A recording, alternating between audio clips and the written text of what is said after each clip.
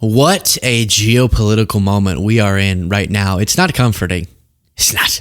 So we took a lot of time during the morning show, which you can find on the live tab of the YouTube homepage. We talked about Hegseth's presser, where Trump promised Hegseth was going to come out and present irrefutable evidence that the obliteration was an obliteration like no obliteration anyone has ever seen from the standpoint of obliterations.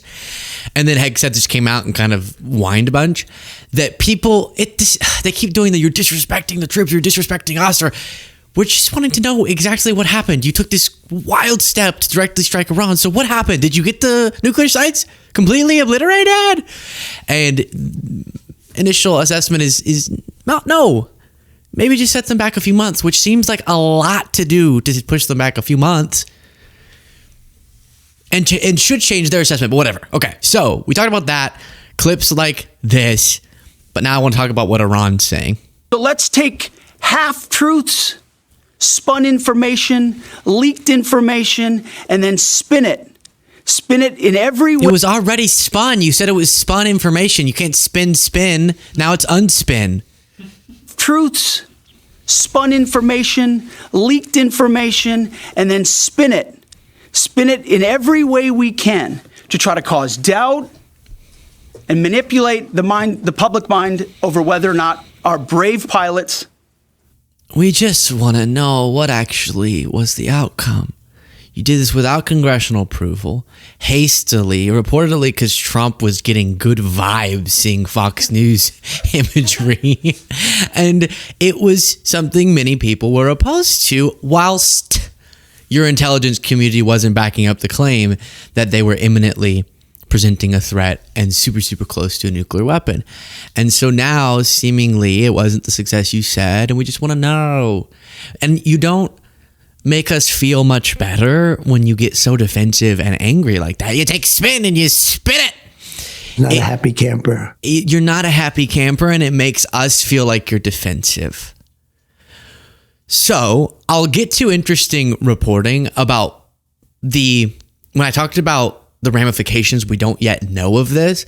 And if those ramifications are balanced with something that didn't even completely obliterate the nuclear capabilities and development of Iran, very troublesome analysis there. We'll get to it. But Mediaite reports the supreme leader of Iran has declared victory. So, so the authoritarian regime in Iran is, while the U.S. government's going, woo, victory, Iran's going, woo, victory, Israel's going, woo, victory, over the U.S. and Israel in a series of X posts Thursday. So this is, of course, Ayatollah Ali Khamenei. And he posted, "My congratulations on our dear Iran's victory over the U.S. regime. The U.S. regime entered the war directly because it felt that if it didn't, the Zionist regime would be completely destroyed. It entered the war in an effort to save that regime, but achieved nothing. The Islamic Republic delivered a heavy slap to the U.S.'s face." It's okay, so no, that's not true. He lists off the base. Hey, dude. I don't know. Is that what can I call the supreme leader that? Hey, dude, brother. Hey, man. They completely intercepted your missiles. I just want peace. That's all I want. I just want peace. That's my analysis. That's going to be my new analysis. Complicated geopolitical relations. I just want, you know what I want? I think the supreme leader should step down. Let me lead Iran. I'll do it. Fine, I'll do it. I think I can do it better than him. And I think Trump should step down and let Jaden be the president of the United States. And we'll just solve this whole thing.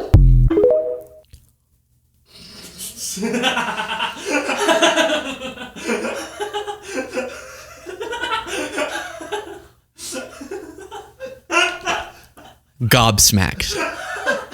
I'm gobsmacked. That was an ambush, but incredible. That was incredible. Today just got so much better. Okay, let's keep reading. Wow, true. Aw, I love you guys. All right, back to Khamenei. Khamenei, yeah. The fact that the Islamic Republic has access to key U.S. centers in the region and can take action whenever it deems necessary is a significant matter. Such an action can be repeated in the future too. Should any aggression occur, the enemy will definitely pay a heavy price. So this is what I was talking about. Are there any circumstances in which you could imagine a U.S. strike on Iran necessary? Yes, there are. Imminent threats. Boom. Done. Check. And that's what they hadn't presented, which was part of the opposition, as well as the potential for illegality. But another big concern is that if they're not as far along as the Trump administration wants us to believe in the threat that could be posed, then by doing this, you're making even less likely that you could recreate what Trump got out of, which was the nuclear deal that allows for a diplomatic solution with the Iranian regime as it pertains to nuclear weapons. So again, the straw man argument that is presented on our behalf is that, oh, you just think that the Iranian regime's great, and that's why you... No, of course not. It's that we want an actual lasting solution that's not just we push back 6 months and then we do it again. All the while, and that brings me to the point that's reflected in that post, hostility is heightened, and the likelihood for diplomatic solutions is unheightened, is decreased. While we keep going through this, please do, if you appreciate the show and you appreciate the geniusness of my producers, please do click the subscribe button. So this is what I've been warning of. The myth of Iran's invincibility has been shattered, and the fallout could be far-reaching. So you're thinking, well, that could be good, right? No. This could lead to a clampdown on their part in foreign policy and domestically. For over 3 decades, CNN writes, Iran built a web of proxy networks to push its battles far beyond its borders, keeping enemies at bay, as Supreme Leader Ayatollah Ali Khamenei tightened his grip on power. Direct strikes at Iran remained inconceivable. That image of invincibility crumbled in the space of hours on June 13th when Israel launched a surprise unprecedented attack deep inside Iran, shattering Tehran's sense of security, unraveling its carefully cultivated aura of strength. And this is the part we fear. Many in Iran and abroad now fear the country's leadership, its pride and defenses wounded, may tighten its grip at home while adopting a much more hawkish stance in both domestic and foreign policy. You could push back the hopes of a better Iran through increased hostilities, because they use this as justification to tighten their grip even more, which is the opposite of what the Trump administration would claim their goal was. Now, I referenced the Pete Hegseth stuff. If you missed this on the morning show, just let me remind you, because it was something else, then I have an update. A Fox reporter asked about where does your intelligence stand to Pete Hegseth, and he said, "You're one of the worst, Jennifer."